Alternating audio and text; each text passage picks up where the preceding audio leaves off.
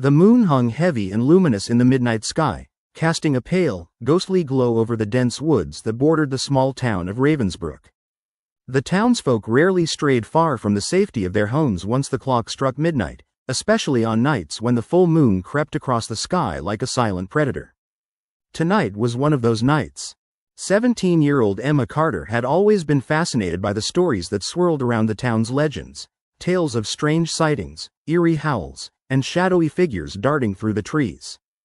Her grandfather, a quiet man with deep-set eyes and a weathered face, used to warn her about wandering too close to the woods at night. But Emma, rebellious and curious, brushed off his warnings, dismissing them as old superstitions. That evening, Emma had snuck out of her house dressed in her dark hoodie and jeans, clutching her flashlight and a battered journal in which she recorded her investigations. She was determined to find proof that the stories of werewolves were just myths. After all, she had always felt a strange pull toward the woods, a whisper in her mind urging her forward. As she stepped beneath the canopy of twisted branches and rustling leaves, her flashlight flickered. The woods seemed alive with sounds: crickets chirping, owls hooting, and an occasional distant howl that sent a shiver down her spine. Emma pressed on, her heart pounding with a mixture of fear and excitement. Suddenly, she heard it, a low, guttural growl emanating from somewhere just ahead. She froze, listening intently. Her flashlight illuminated a patch of ground where strange tracks had been pressed into the damp earth, large paw prints with elongated claws, messily spattered with a dark, slick substance.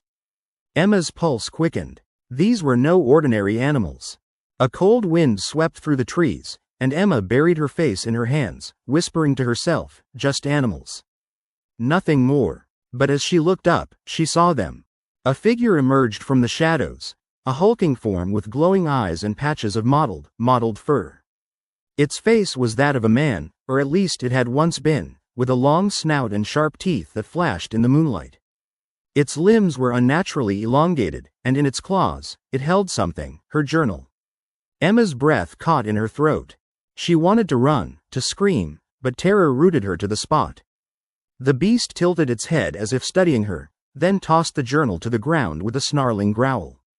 Its eyes flickered with a strange intelligence. It wasn't just an animal. The creature let out a guttural cry and slowly advanced towards her, reshaping before her eyes into a creature of sinew and fur.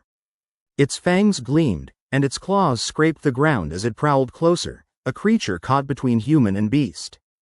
Emma backed away instinctively, her mind racing. Suddenly, a voice echoed through the woods, the voice of her grandfather, calling her name in a trembling but commanding tone. "Emma, get away, now." From the shadows emerged a figure, her grandfather, clutching an old, iron-tipped dagger. His face was pale but determined, and his eyes held a mixture of fear and resolve. He was no stranger to these legends. He had fought the beast before. The werewolf, because that's what it was, roared in fury and lunged toward them, claws slashing through the air. Emma screamed as her grandfather tackled her to the ground, the two of them scrambling behind a fallen log. The creature's howls echoed through the night as it clawed and bit at the air where they had just been. "Run, Emma," her grandfather shouted, voice strained but firm. "Get to the house." With tears streaming down her face, Emma nodded, her heart pounding as she took off running through the dark woods. Branches tore at her clothes, and her breath came in ragged gasps. Behind her, she heard the creature's furious growls and crashing footsteps, but she didn't dare look back. When she burst through the edge of the woods, stumbling into her backyard, her house seemed enormous and safe in comparison, but she knew the nightmare was far from over. She burst through the door and slammed it shut behind her. Her grandfather was waiting in the kitchen, clutching the dagger and breathing heavily. "It's not over," he said grimly. "They're cursed. The whole family has been connected to them for generations. And tonight, the curse is awakening." "What do you mean?" Emma whispered, trembling. Her grandfather explained that their family had a dark history, an ancestral pact with a creature of the night. Every full moon, a werewolf was unleashed onto the town, blending in during the day, waiting for the moon to rise. They believed the curse could be broken, but only if the creature's true name was spoken aloud. Emma's mind raced. The creature from the woods was no mindless beast. It was a person, a family member or descendant, transformed by some terrible curse. And now, it knew she was involved. Over the next few days, Emma became obsessed with uncovering the truth. She scoured old archives, talked to neighbors, and studied her family history. She found a faded family tree that revealed her ancestors had indeed made a pact long ago. Somewhere, buried deep in her family's history, was the key to ending the curse.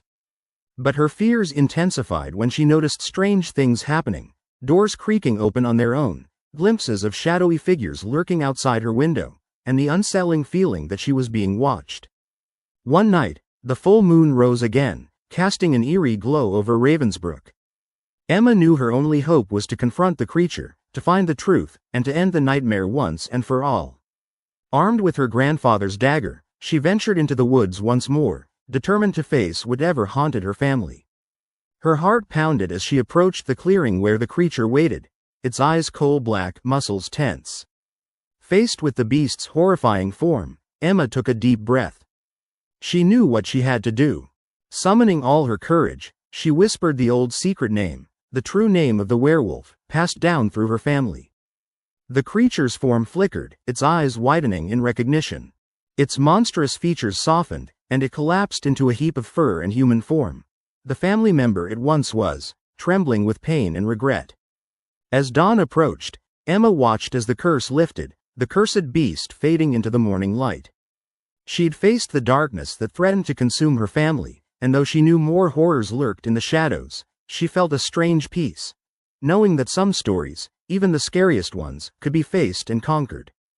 But every once in a while, when the moon is full and the wind whispers through the trees, Emma listens, haunted by the knowledge that the curse could awaken again, and that some monsters, once born, never truly die.